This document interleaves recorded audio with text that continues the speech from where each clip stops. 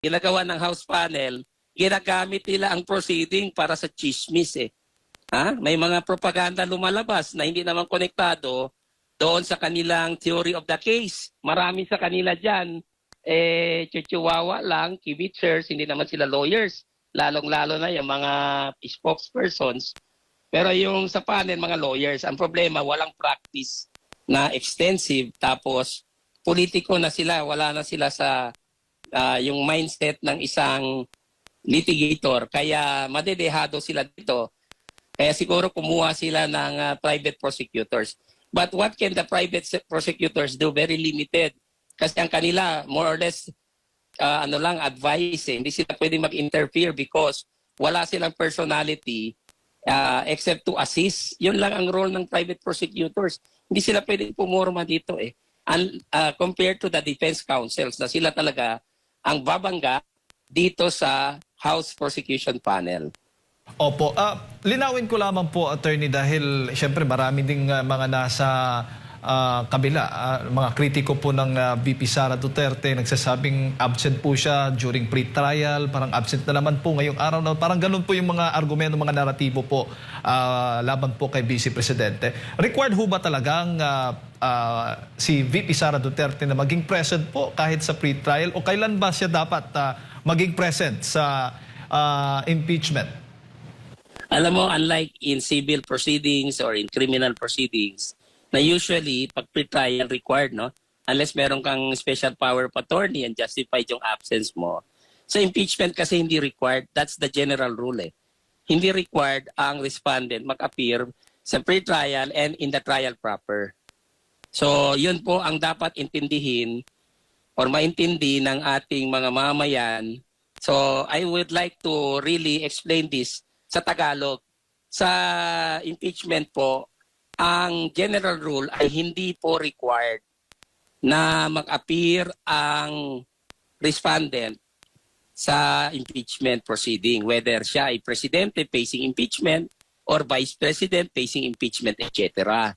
Kasi nasa rules po yun, nasa constitution din po yun, karapatan po niya hindi mag-appear. Hindi po yan nagbabadya ng pag-isnab or walang respeto, kawalan ng respeto sa proceeding.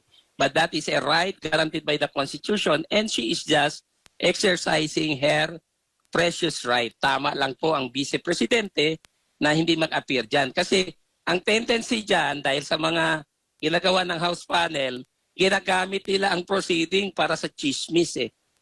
May mga propaganda lumalabas na hindi naman konektado doon sa kanilang theory of the case. So, sinisiraan nilang Vice Presidente. So, why will the Vice President give them that opportunity para to mock her, to label her as this and that, na hindi naman kailangan dahil legal naman and political ang proceedings, bakit naman siya pupunta? Na meron naman siyang karapatan na hindi mag-attend because that is a right guaranteed by the Constitution. And normally, ang mga respondents sa impeachment, hindi yan nag-appear. Although, doon sa Bautista impeachment namin, nag-appear si impeached Chief Justice Andres Bautista. And then doon naman sa Corona impeachment, nag-appear si the late Chief Justice Renato Corona. Pero depende po yan sa respondent. Kung ayaw niya, karapatan po niya yan, hindi yan violation ng rules. Opo. Pero maaari ho bang isumpina, may subpoena power ho ba ang Senate Impeachment Court at pilitin po ang respondent na dumalo sa paglilitis? Hindi pwede yan kasi right nga yan not to appear eh. So you cannot subpoena. Because that will be unconstitutional. Invalid po ang subpoena. At pinuwersa mo yung respondent mag-appear kung ayaw niya. Kasi pag right yan, guaranteed by the Constitution and by the rules, hindi mo pwedeng isubpoena. Opo. Okay, so yan po ang klaro. Opo. Pwede ho bang mapahaba itong impeachment trial ni VP Sara, Attorney? Well, sa akin lang, hindi dapat pahabain. Dapat nga yan, i-dismiss na eh. Remember, there is a pending motion to dismiss filed by the defense.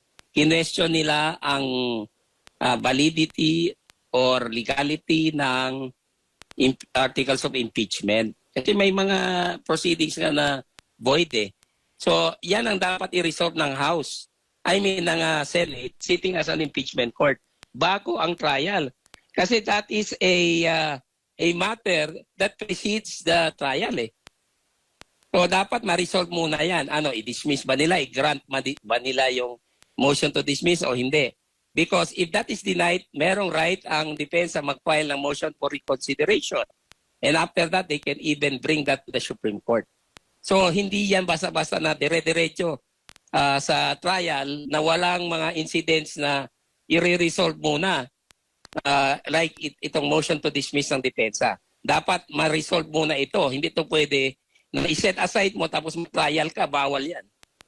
Opo, doon sa issue ng kung sino ang dapat mamuno sa impeachment trial, yung Senate President po ba Yeah. o kahit sino ho sa mga senador? Dahil may panukala o suggestion nga na posible pong si Senator Chis Escudero ang itatalaga bilang presiding officer sa Senate Impeachment Court. Alam mo, nung lumabas yan, natawa na lang ako eh. Kasi ang Constitution is very clear na. When the President is on trial, the Chief Justice shall be the presiding officer. All other impeachable officers, like the Vice President, the Ombudsman, members of the Supreme Court, members of the Constitutional Commissions, lahat yan ang Senate President shall be the presiding officer. At wala po yan ifs and buts. Walang instance na pwedeng i-delegate ng Senate President as presiding officer yung kanyang function sa ibang senador, judges, or judge. Bawal po yan. That's a very crucial issue. Kasi pag ginawa yan ni Senador Sherwin Gatchalian, void na kagad ang proceeding. Lahat yan, from start to finish, wala na yan. So, hindi pwedeng ilipat ang function kay Senador Chis Escudero. And Chis Escudero knows that being a lawyer. Alam niya yan. And I don't think so he will do that because if he does that, then he's helping the defense dahil magiging void ang proceeding. And to me, that's a blessing in disguise kung i-insist nila eh. Kasi the Vice President can ignore the proceeding and even walk out and question the proceeding before the Supreme Court. Opo. At doon naman sa issue naman ng bilangan para ma-convict, no? O bilang para ma-convict nga si VP Sara Duterte. Ngayon ay dalawa po sa mga senador ang wala po doon sa Senado. Isa po siya dahil nakakulong nga itong si Senator Jingo Estrada at hindi natin alam kung saan pa si Senator Bato de la Rosa. At may mga nakaamba pang mga reklamo o kaso yung ilan pa sa mga senador, lalo na dito po sa minority po, sa tinatawag po nating Cayetano Black attorney. Pwede ho ba? Umaari ho bang mag-decide yung Senado kung sino lamang o ilan lamang ang po pwedeng boto kailangan para po sa conviction kay VP Sara Duterte? Alam mo, pag impeachment proceeding, ang batas na nag-apply dyan, hindi yung gusto ng mga senador or ilang senador, kundi ang Constitution. And Article 11 of the Constitution is very clear. To secure conviction, you need 2/3 vote of the Senate.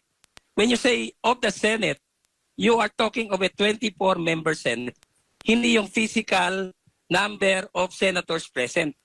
So, 2/3 of 24, 2 times 24, 48, divided by 3 equals 16. At that number cannot be lowered. That's the number required for conviction. And Senator Lacson and the others who are not lawyers even cannot insist on that na pwede nilang babain. Hindi sila magde-decide niyan, kundi ang Constitution. Kahit pa Senate sitting as an impeachment court, hindi ibig sabihin na sila ay ay susunod sa law of the jungle. They follow the Constitution still. With more reason, they should follow the Constitution. Otherwise, void na naman ang kanilang proceeding, and that will be a blessing in disguise for Vice President Sara Duterte. She can disregard the ruling, question the matter before the Supreme Court, and she will win. Klaro yan. In fact, as early as 2016, retired Chief Justice Davide, renowned constitutionalist at sumulat ng 1987 Constitution, was very emphatic. 2/3 of 24 is 16 at hindi pwedeng babain yan to 15, 14, or 13 na gusto ni Lacson. Klaro po yan. And ako naman bilang lawyer na nagsilbi sa mga impeachment proceedings, hindi naman tayo nagmamagaling, no?